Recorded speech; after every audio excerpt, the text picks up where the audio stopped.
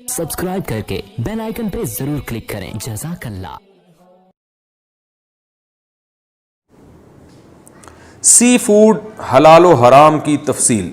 Sea food में से कौन सी चीज़ें हलाल हैं और कौन सी हराम? बिनते हवा ने पूछा है। समंदरी मखलूक में जुमहूर के नज़दीक तो सब कुछ जायज़ है, लेकिन इमाम अबू हनीफ़ा, इमाम अबू यूसुफ, इमाम मोहम्मद, बहुत से मसाइल में इमाम मोहम्मद ने इमाम अबू हनीफ़ा से इख्तलाफ किया, बहुत से मसाइल में इमाम अबू यूसुफ ने इख्तलाफ किया, बहुत से मसाइल में दोनों ने इमाम हनीफ़ा से इख्तलाफ किया। ये तीनों उस्ताद शागिर्द थे, लेकिन ये मसला ऐसा है कि इसमें तमाम उलमाए हनफिया मुत्तफ़िक़ हैं कि समंदर में सिर्फ मछली खाना हलाल है, मछली के अलावा कोई और मखलूक वो जायज़ नहीं है।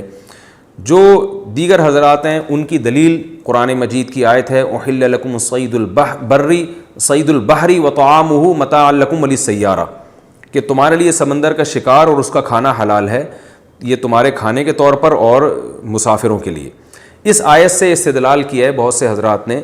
हमारे यहाँ जो अहले हदीस हज़रात हैं वो भी चूँकि शाफ़ी मसलक के ही ज़्यादा करीब हैं और उनके उसूल वही हैं जो यानी ज़ाहिर हदीस को लेना या ज़ाहिर आयत को लेना, तो इन हज़रात ने जो हमारे जो अहले हदीस हज़रात हैं या अरब मुल्कों में जो फ़िक़्ह हम्बली को फ़ॉलो करते हैं, तो इन हज़रात की जो दलील है वो कुरान मजीद की आयत है कि उहिल्ल लकुम सईदुल बहरी, के समंदर का शिकार हमने तुम्हारे लिए हलाल कर दिया है। तो समंदर के शिकार में तो ज़ाहिर है सब कुछ आ जाता है। जो हनफिया की दलील है वो, पहली बात तो ये जो कुरान मजीद की आयत है ये एक ख़ास सियाक़ व सबाक़ है इसका।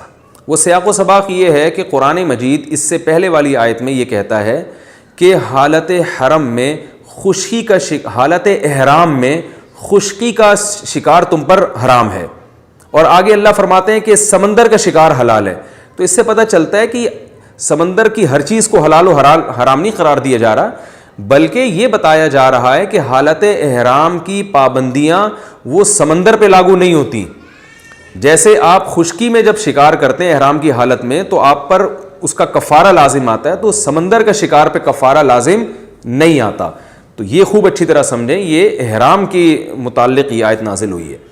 रहा मसला कि मछली के अलावा बाकी चीज़ें फिर किस दलील से इमाम अबू हनीफ़ा ने उनको नाजायज़ कहा है, उसकी दलील कुरान मजीद की आयत है कि युहिल्लु लहुमुत तय्यिबात व युहर्रिमु अलैहिमुल खबाइस। सबसे पहली आयत ये है कि अल्लाह ने फरमाया कि रसूल सल्लल्लाहु अलैहि वसल्लम का एक वजीफ़ा ये है कि ये पाकीज़ा चीज़ों को तुम पर हलाल कर देंगे और ख़बीस और गंदी चीज़ों को हराम कर देंगे। अब जो खबाइस है, अगर हम समंदर की हर चीज़ को हलाल करार दे दें तो समंदर में तो ऐसा ऐसा गंद निकलता है जिसको कोई भी दुनिया में, यानी अगर हलाल होने का फतवा भी देगा तो खाएगा नहीं वो उसको। समंदर में तो समुद्री मेंढक भी होते हैं, तो पता नहीं क्या क्या गंद निकल रहा है समंदर से, तो बदबूदार चीज़ें भी निकलती हैं जिनकी घिन आ रही होती है। तो खबाइस जो है ना, खबाइस, वो तो इस्लाम ने उसको नाजायज़ करार दिया है। तो अगर हम समंदर की हर मखलूक को हलाल करार देते हैं तो भाई उसमें तो फिर समुद्री मेंढक भी आएंगे और उसमें तो बहुत सारी गंद बला उसमें चीज़ें भी आएंगी। तो इससे पता चलता है कि समंदर की हर चीज़ खबाइस से खारिज नहीं है। लोग कहते हैं कि खबीस उस चीज़ को कहा जाएगा जिसको हदीस में खबीस कहा गया हो, ये बात भी गलत है। बहुत सारी चीज़ें हैं जिसको आप भी खबीस समझते हैं, हम भी खबीस समझते हैं, लेकिन हदीस में उसको खबीस नहीं कहा गया, बल्कि हदीस उससे खामोश है। मिसाल के तौर पर अरब उलमा ये जो मनी है इसको पाक कहते हैं, हराम यानी नापाक नहीं कहते, मगर इसके खाने को हराम कहते हैं, और दलील ये देते हैं कि ये खबाइस में है, यानी सलीमुत्तबा इंसान इसको कभी भी गवारा नहीं करता। तो पता ये चला कि उर्फ से भी बहुत सी चीज़ों का खबीस होना पता चलता है। अब मछली को क्यों मुस्तस्ना किया गया, उसकी दलील रसूलुल्लाह सल्लल्लाहु अलैहि वसल्लम की हदीस है, उहिल्लत लना मैततान अस्समकु वल जराद। आप सल्लल्लाहु अलैहि वसल्लम ने फरमाया अल्लाह ने दो मुर्दार हमारे लिए हलाल किए हैं, एक मछली और एक टिड्डी।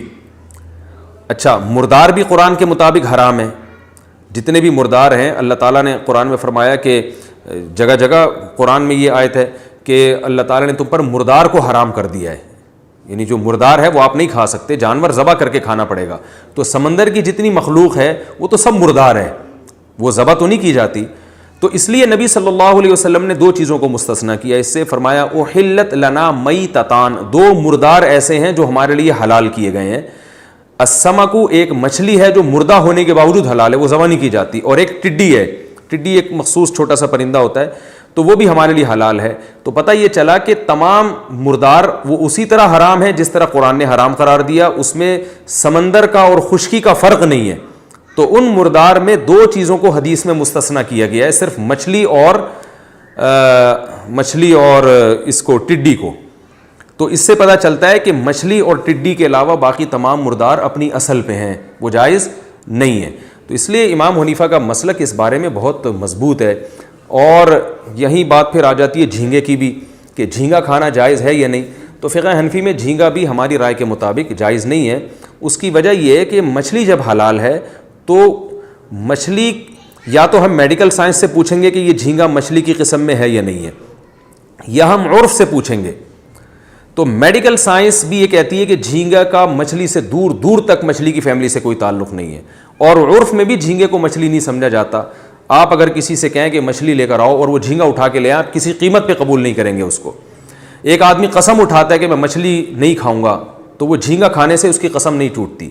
ہمارے بعض اکابر اس طرف گئے ہیں کہ جھینگا مچھلی کی قسم میں داخل ہے, اور انہوں نے لغت سے استدلال کیا ہے کہ لغت کی کتابوں میں جھینگا کو جھینگا مچھلی لکھا ہوا ہے. تو وہ بھی ہمارے بزرگ ہیں, اکابر ہیں.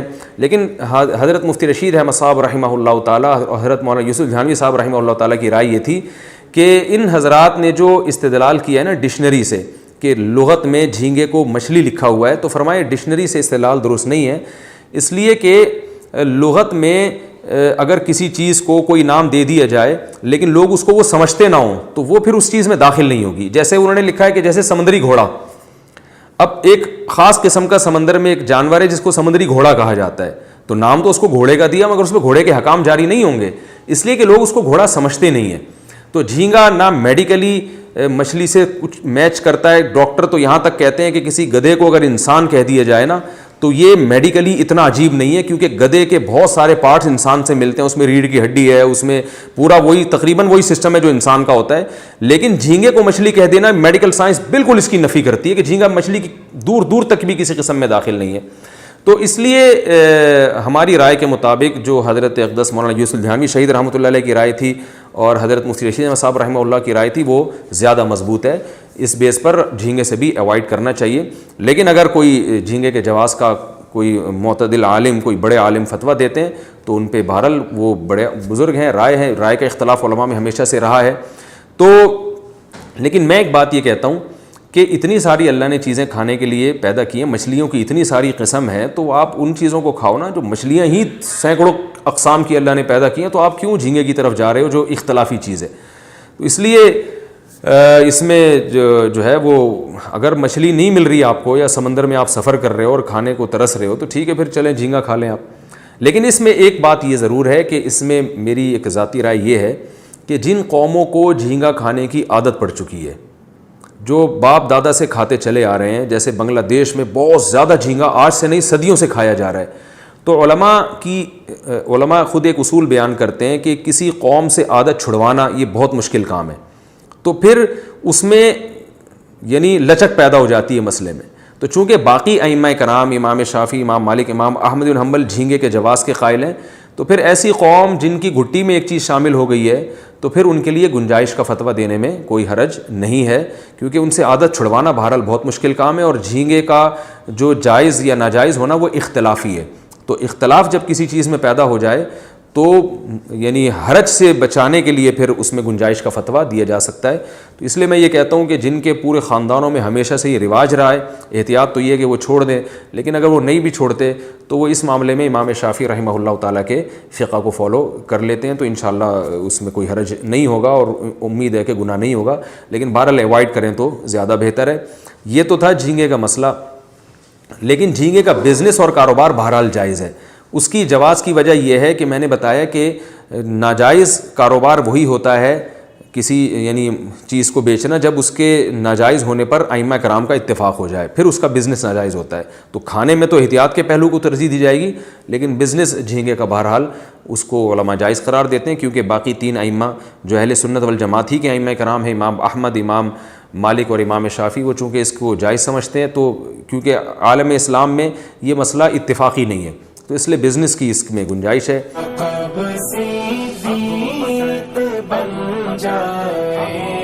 صداقت ہو ہزاروں غار کے ساتھی رفاقت ہو.